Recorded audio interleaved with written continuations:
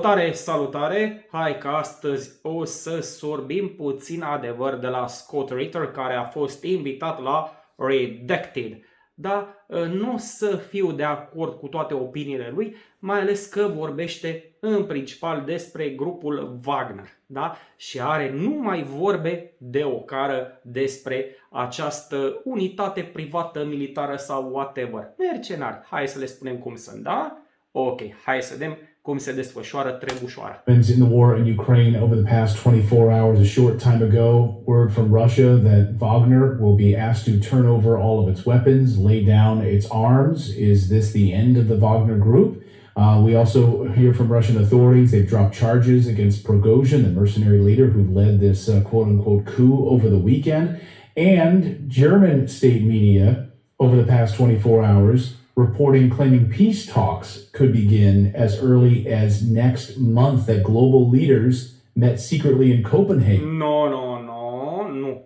Fără negocieri pe tura asta, fără discuții despre pace, rușii nu mai participă, s-au lămurit care este faza cu occidentalii, s-au lămurit și mai ales nu mai au încredere în vestul colectiv, că ei pot spune alta pentru a câștiga timp, da? Au pățit așa ceva în 2014. Acordul de la Minsk, lideri occidentali au recunoscut că a fost o păcăleală pentru a înarma Ucraina, pentru ca să, înțelegeți voi, să se întoarcă eroii lui Zelenski, mă rog, atunci nu era Zelenski, și să recucerească Crimea. Cam așa ceva, go. Again, and they're on board with peace talks. So, to make sense of all of this, former UN Weapons Inspector Scott Ritter joins us now. Scott, thanks for coming back to the show. Let's, I guess, start with Prigojin and this new... Observăm că Google, mă rog, YouTube, încă nu a indexat numele lui Prigojin, da? Prigosian, asta este, a? Nu, e Prigojin. News of Wagner, are they done? Wagner as a private military contractor capable of fielding a conventional military force is finished. It's done. It's over. And it seemed we saw videos of Russians apparently arm in arm with Wagner forces. There was a lot of apparent celebration. The West was saying, wow, he was greeted with open arms, Prigojin. I saw a number of CNN... Vedeți? Din nou. Prigosian. Headlines saying that it was a hero's welcome for Prigojin when he went into Rostov-on-Don, and now charges are dropped against Prigojin. So, will he be prosecuted in any way? Is he going to live out his days in Belarus? And what do you make of this Western narrative? Se va retrage în Belarus, precum Băsescu, da? Care a spus că după ce nu va mai fi președinte, se va duce și își va plimba nepoței în parc. Ghinion n-a fost să fie, da? Ori și cât bine că am scăpat de el, că nu mai există practic în viața publică. Sort of a hero's welcome for him. Well, let's start with the hero's welcome. Rostov is a city of 1 million people. Count the number of civilians. Da, un oraș de 1 milion de locuitori. Gândiți-vă că este dublu față de cel de-al doilea oraș ca mărime din România. Deci nu este chiar un orășel prăfuit de provincii. You saw in the square welcoming Wagner. First of all, the vast majority of the civilians there were there out of curiosity. When Wagner first approached, there were no cheers. In fact, Wagner's forces were confronted over and over again by Russians saying, "What are you doing here? Why are you making this mess?" Wagner put people on the ground at gunpoint. Wagner, who has no legal... Asta nu știu, că ar fi culcat cetățeni la pământ sub amenințarea armei. N-am văzut filmări în sensul ăsta. Trecem mai departe. ...authority whatsoever. People need to understand that. This is not a military unit. It's not a paramilitary unit. It's a private military contractor who has no legal authority to operate on Russian soil at all. So these are criminals in a Russian city bearing arms, seeking to take control of the headquarters that is commanding the special military operation at a time when Russia is a life and death existential military struggle against Ukraine and the collective West. The people cheered when Wagner left. They cheered because there was no civil war. Aici nu sunt de acord. Eu zic că populația a manifestat o reală simpatie față de luptătorii Wagner, mai ales că încă este proaspătă în memoria lor victoria Wagner de la Bakhmut. Nu cred că i-au aplaudat doar pentru că plecau. Ați văzut fetițe care își făceau poze la absolvire cu un tank parcă T-90 în spate și așa mai departe. Nu.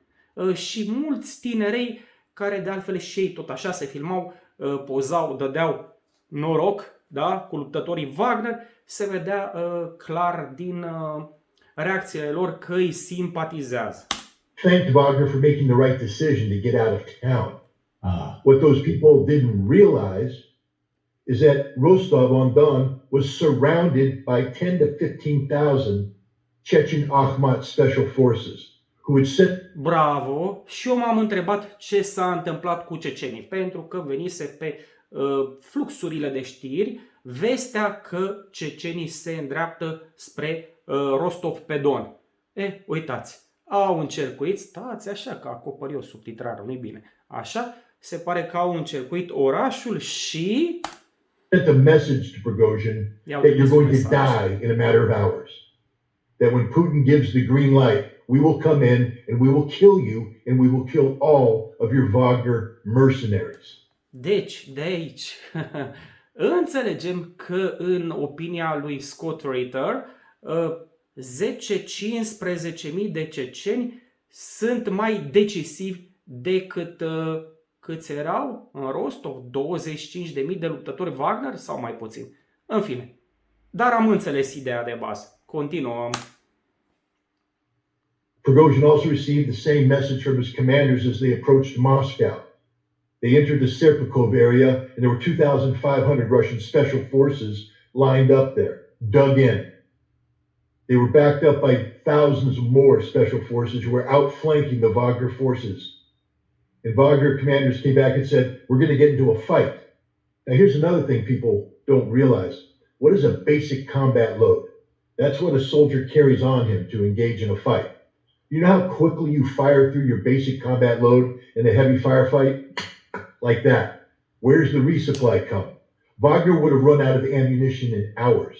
And they would have all. La veșnica problema grupului Wagner, muniția, și așa este greu să te lupți cu cineva care îți furnizează chiar el muniția, da? Așteaptă să termini ce ai prin buzunare, după care ghinion. All died. That was the reality. Prigojin didn't negotiate anything. Prigojin was told, leave. You're done. Unplugged. Get out of Russia. Unplugged. And Wagner is finished. And that's what we're seeing. So all this concept of a negotiated settlement, Prigojin making a point, Wagner being. Prigojin devine P-T-Gojin. He treated as heroes. Wagner is a criminal entity. A criminal entity. Băi, cât de simpatici sunt ăștia doi. Dar nu i-aș trata cu desconsiderare. Serios acum, cine știe de ce sunt în stare, da? Oricum, au mai multă experiență de luptă decât mine și decât tine, privitorule. 3/4 of Wagner refused to participate in this coup d'etat. This coup has been planned for months. Russia has known about it. Russia has been coordinating with the commanders of Wagner to. Deci, Rusia știa despre această, hai să spunem, inițiativă. Oare vesticii știau? Avoid a civil war, to have them conform with Russian law, to have the Wagner fighters sign contracts binding them to the Ministry of Defense, so now that they have a legal status, to get the commanders to do the same thing, to end Prigojin's billion-dollar money-making venture. People need to understand that Prigojin is not a military commander. He is a businessman who makes money off of slaughter and blood. Bakhmut, where 20,000 Wagner fighters died. People need to remember that. There is no wonderful formula for Wagner's success. They're not an elite fighting force. 30,000. Cum vă spuneam, Vorbe grele, vorbe de ocar. 1,000 of the 50,000 Wagner soldiers who fought in Bakhmut were criminals, convicts, with 21 days training. You cannot become an elite fighting force with 21 days training. You were given 21 days training, basic small arms knowledge, basic maneuver, and told advance or die. Da, dar pe de altă parte, adevărul este că cei așa slab antrenați cum sunt, care au supraviețuit, totuși sunt valoroși prin prisma experienței de luptă pe care au acumulat-o. That was it. If you survive, your conviction is swiped clean. These were fanatics. Dacă vreți să fiu un pic ironic, asta este metoda ucraineană, da? Walk or die. Who fought aggressively, but they're not elite. 20,000 of them died. These units suffered 60% casualties, and Prigojin's lecturing people saying, we gave you... E mult, 60% într-adevăr, băi. Ăsta nu este procent de unitate de elită, da? Dar parcă totuși nu aș vrea să mă confrunt cu ei pe câmpul de luptă. Vă spun așa o părere personală. A case study of how you should have advanced through. Prigojin knows nothing of war. Again, he has no military experience. Bucătarul Putin! Whatsoever. Every operational and tactical decision is made by his commander's council, and this commander's council signed off on tactics that caused shock units to lose 60% casualties, 20,000 dead, and he's saying that the Russians are slaughtering their troops. If the Russian Ministry of Defense followed the Prigojin model, 300,000 Russians would be dead, and they still would have only advanced a few kilometers. Prigojin is insane, and that's what people need to understand. Wagner... Deci l-a făcut negru pe alb, da? Nebun pe Prigojin. They fought bravely, they fought heroically, but to call Wagner elite, no elite unit. Dacă mai știți relatările ucrainenilor când lupta de la Bakhmut era în plină desfășurare, da, spuneau că luptătorii Wagner luptau ca posedați. Îi respingeau la modul sângeros și ei continuau să vină și să vină și să vină și să își îndeplinească obiectivele. For 60% casualties. That's not elite. That's fanatical. And here's the other important thing. Mai știm și alți fanatici, da? Știm. Cei care își aveau cartierul general pe țărmul Mării Azov. The Russian military did not want to fight the Battle of Bakhmut. Ia uzi, interesant. Prigojin... Absolut interesant, da? Nu știu pe ce își bazează această afirmație, dar e interesant. Gen, rușii au spus, băi, nu prea vrem totuși în măcelul ăla de la Bakhmut și a spus Prigojin, mă bag eu. Bine mă, du-te, hai că te sprijinim. Entered that battle because he was in a very difficult situation. Russian law does not permit a private military army, which is what Wagner had become. They can't operate on Russian soil. So they were going to pause the battlefield, pull Wagner out, and reconcile this legality issue.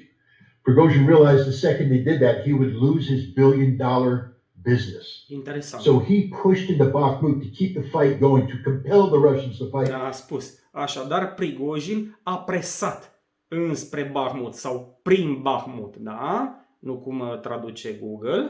Sacrificing 20,000 men. Every soldier that died in Bakhmut, it's Prigojin's fault. He murdered them as a business decision to compel the Ministry of Defense to give him the ammunition to create a precedent of supplying a private military contractor in violation of Russian law.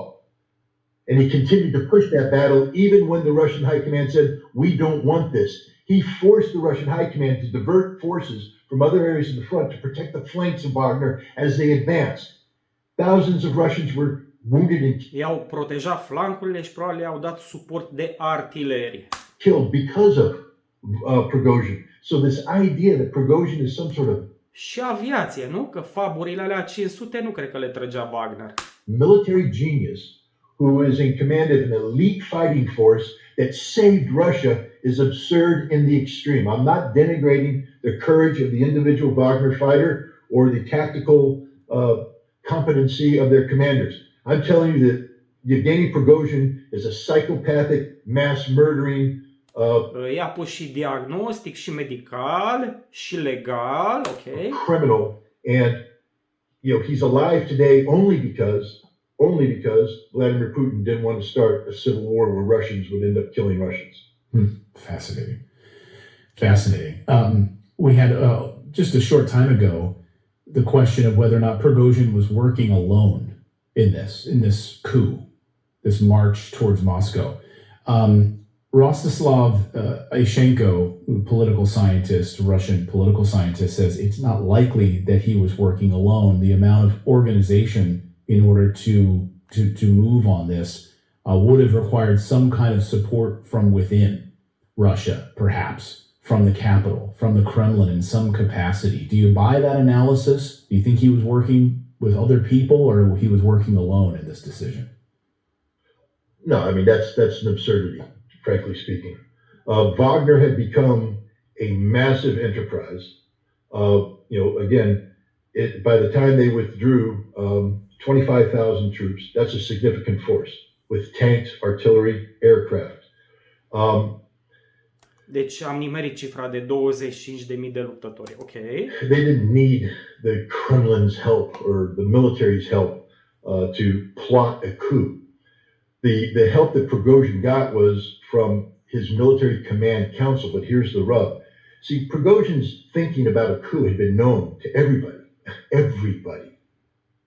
The CIA knew about it. We know this now because they admitted. Ok, deci și vestul colectiv știa de gândurile lui Prigojin. Briefing the Gang of Eight in Congress about Prigojin's coup. They briefed them weeks ago, months ago. MI6 briefed the Prime Minister about the same thing. Okay. MI6 coordinated with the Ukrainian government, telling them to stop your offensive operations until Prigojin's coup goes forward, because there's a chance there's going to be a civil war in Russia where they will remove. Ok, iar nu o să fiu de acord cu Scott Ritter. Nu cred că ucrainenii ar fi trebuit să-și oprească eforturile ofensive doar pentru că stați puțin să stăm cu chipsuri și să ne uităm la lovitura de stat din Rusia. Nu! Ei trebuia să-și vadă de treabă, da? Și eventual chiar să profite de o eventuală debandadă în apărarea rușilor. Da? Și dacă lovitura de stat reușea, atunci bine. Dacă nu, ei oricum poate ar fi avansat ceva mai mult. Băi, efectiv, nu are sens să stai să te uiți ca la un meci.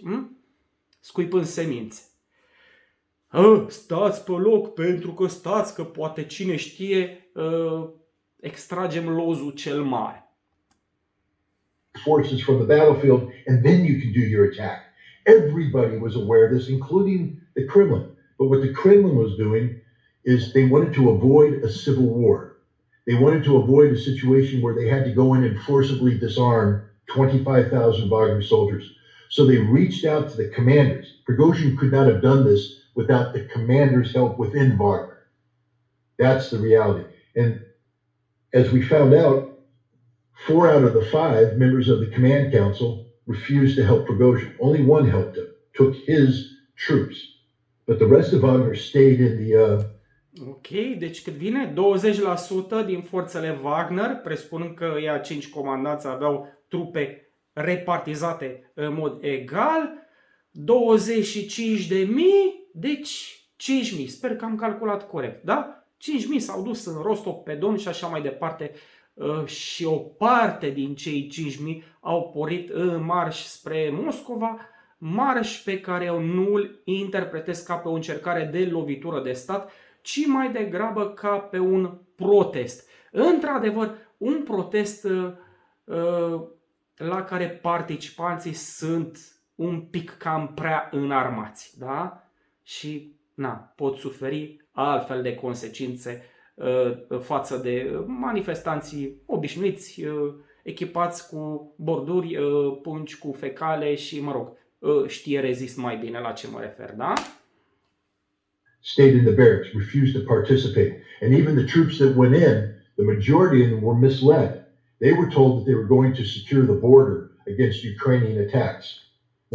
E o noutate chestia asta. O absolut absolută noutate pentru mine, nu știu dacă și pentru voi. Vă rog să-mi scrieți la comentarii. Voi chiar credeți că luptătorii Wagner au fost duși de nas, că bă, mergem să securizăm granița Ucraina?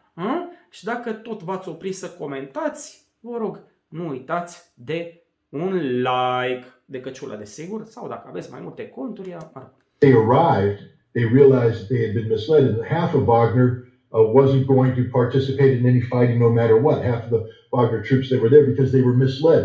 People confronted Prigojin while he was in Rostov, Wagner people saying, "What the hell are you doing?" Only the fanatics went forward to Moscow, and what the Russians did there, the Russian government did, is they allowed them through because they didn't want to start a civil war, but they created the final barrier at Serpukov. Aici sunt de acord cu tot ce spune Scott Ritter. Bravo, da. They got Akhmat to surround Rostov, and then the phone call was Nu made. era nicio grabă să declanșeze o baie de sânge, da? Ci se pregăteau. Băi, hai că vă așteptăm. Vă ține sau nu mai bine? Hai, ne înțelegem ca oamenii, a? To Prigojin, we're about to kill everybody. Is this what you want? Prigojin was hoping, and I believe he was told by Russian oligarchs and Russian exiles who are controlled by British intelligence. We know there was connectivity between Prigojin and Opa, și-a băgat vestul coada. Podorovsky, who's a British MI6 controlled oligarch in London. See, Prigojin had red flags all over the place. He had failed businesses. The only viable business he had left was Wagner. He makes billions of dollars off of this mercenary bloodlust, sacrificing his soldiers. He makes money off of that. And he didn't want to lose this. And so he was told that if you move, there are people in Moscow who will support you. He would let himself to believe that the military bought into his anti-Shoigu, anti-Gerasimov propaganda. Da, deci e posibil, da, ca Prigojin să se fi bazat pe posibilitatea unui bulgăre de zăpadă care se va rostogoli. Numai că bulgărele nostru de zăpadă nu s-a rostogolit prin zăpadă, nu a devenit mai mare și până la urmă s-a topit și s-a întors la casa lui, da? Mă rog, în bazele lui sau în Belarus sau Bielorusia, cum ar spune Iohannis. Propaganda that once he made the move that the military would rally around him. He was told that politicians would leave Putin, surround him. So he drove towards Moscow and none of that happened. None of that happened. Everybody rallied around Vladimir Putin. And in the end, Prigojin was alone. His troops were scared and they recognized that they were all going to die. And that's why this deal was cut. But Prigojin had no help. Această înțelegere a fost făcută, nu cum scrie pe subtitrare, întreruptă, da? From within Russia. He had a lot of help from outside of Russia, which makes him a traitor. So we'll see what is. The deal was cut. Da, a fost tăiată. Numai că, gen, când dai mâna și vine unul și taie înțelegerea la un pariu sau ceva. Future, what his future is. The Russian government doesn't look well on traitors. And I don't think... Nu comercianți, ci trădători, traitors, da? Nu traders. Okay. Prigojin's going to have a long and healthy retirement. Yeah, Sergei Lavrov saying there are... Înnebunim cu subtitrarea asta. Da? Decât nimic bună și asta, nu? Investigating the Western intelligence collusion in this, and so that investigation will go. I want to get you out of here on this question. German state television channel claiming that peace talks could begin as early as next month. They claim that a number of global... Ok, ne-am depărtat de subiectul Wagner. Hai să vedem care e treaba cu negocierile de pace pe care eu, pe persoană fizică, le susțin. Să fie, da? Pace. Să fie pace. Spun ca Floricica dansatoarea. Să fie pace în lume! Go. Global leaders met last week in Copenhagen, and they are on board with a planned peace talk next week. Do you buy that? First, I have no doubt that they met. I have no doubt that they talked. I have no doubt that they're looking for peace. But here's the interesting thing. You know, Russia has been saying all along that we, being Russia, want a negotiated settlement to this. I mean, Right. and Russia has actively been pursuing this. It's been rejected all along by the West. The West has Da? Chiar de la începutul invaziei din februarie 2024, imediat în martie s-au dus imediat rușii la negocieri. Numai că negocierile s-au sfârșit abrupt, Ucraina s-a retras, umblă vorba în târg ca urmare a presiunilor făcute de premierul britanic. Ok? Și bineînțeles, dacă mai știți povestea, unul dintre negociatorii ucraineni a dispărut la 2 metri sub pământ. A fost numit trădător și fără proces, fără alte complicații, a fost lichi și anume dat de către eroii lui Zelenski, desigur. rejected it. Why? Because the West was operating under the assumption that Ukraine was going to win this war, that Ukraine was going to put pressure, that we need to give Ukraine a chance to get a dominating posture militarily so that Russia will make numerous concessions. That isn't going to happen. So now suddenly they're saying we believe in negotiations Right. at a time when Russia's winning and prevailing. You know who wasn't in Copenhagen talking about negotiations? The Russians. The Russians aren't going to play this game. Right. Russia has a military objective L-au jucat deja jocul acesta. of the defeat of the Ukrainian army, strategic defeat of the Ukrainian army. That's demilitarization. They have a political objective of denazification and permanent neutrality for Denotificare. Hai, las. Ukraine. And the only negotiation is when Ukraine agrees to all these terms. So until which time the Copenhagen group are willing to say Russia has won the war and Ukraine must concede all of this, they're just talking to themselves. It's literally a self-licking ice cream cone where all these people sit around and Self-licking ice corn? Wow, ce expresie. E noutate pentru mine.